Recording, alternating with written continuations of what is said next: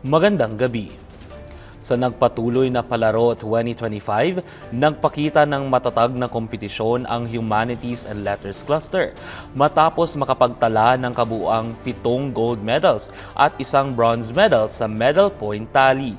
Kabilang sa kanilang mga pinakamalaking panalo ang 2 sunod na pagkapanalo sa basketball para sa men's at women's divisions na parehong nagbigay ng malaking puntos para sa cluster. Nagwagi rin ang Humlet sa women's volleyball na muling nagpatunay sa lakas ng kanilang sports program ngayong taon.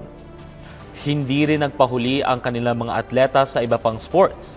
Nakapag-uwi sila ng medalya at puntos sa badminton singles at doubles at nagpakitang gilas din sa mga mental at esports competitions gaya ng chess, Scrabble at Tekken 8 na nag-ambag sa kabuuang standing ng cluster.